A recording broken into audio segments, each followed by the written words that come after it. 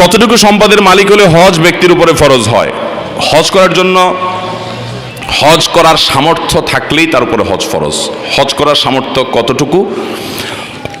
হজ করার জন্য পৃথিবীর যে প্রান্তে আপনি আছেন সেখান থেকে মক্কায় গিয়ে হজ করে আবার ফেরত আসার জন্য যে পরিমাণ অর্থ দরকার, এই পরিমাণ অর্থের আপনি মালিক হয়েছেন, আপনার উপর হজ ফরজ।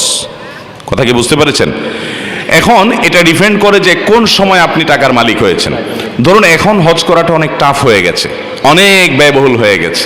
গত বছর প্রায় 6.5 লাখ 7 লাখ টাকা করে লাগছে, এবং আমি জানি না পৃথিবীর কোনো দেশে এটা নেই, আমাদের দেশে কেন এটা? ইন্ডিয়ান হাজিরা আসে, তাদেরকে জিজ্ঞাসা করি, পাকিস্তানি হাজিরা যায়, তাদেরকে জিজ্ঞাসা করি, আশেপাশে অন্যান্য দেশে হাজিরা জিজ্ঞেস করি, অবাক হয়ে যাই। আমাদের দেশে হজ তো বটে, ইভেন এই যে রমজানে ওমরার প্যাকেজ আমি ফ্যামিলি নিয়ে যাওয়ার প্ল্যান করছিলাম, শুনে তো আকাশ ভেঙে পড়ে মাথার উপরে, যে থার্ড ক্যারিয়ারে ভাড়া হলো 93 থেকে 95 হাজার টাকা।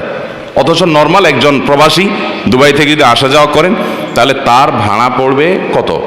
সৌদি থেকে দুবাই থেকে আসলে মিডল ইস্ট থেকে 50,000, 60,000, 70,000 সর্বোচ্চ। কিন্তু ওমরা যাচ্ছেন, হজে যাচ্ছেন, আপনাকে 1 লাখের উপরে ভাড়া দিতে হবে। কেন এই অবিচার? এবং এই ক্যারিয়ারগুলো তারা কি, এটা অবশ্য ক্যারিয়ারের ব্যাপার, কিন্তু এটা বিমানের ব্যাপার।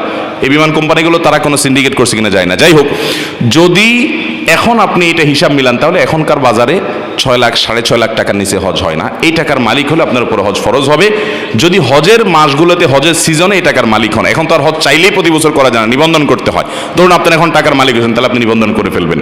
যখন সুযোগ পান, আপনার সিরিয়াল পড়ে, তখন আপনি যাবেন। মহিলা হলে ডাবল টাকার মালিক হলে তখন হজ ফরজ হবে, তিনি নিজে এবং মাহরাম। তাহলে 6 লাখ করে হলে 12 লাখ টাকার যখন মালিক হবেন তখন হজ ফরজ। এটা হলো এখনকার কথা।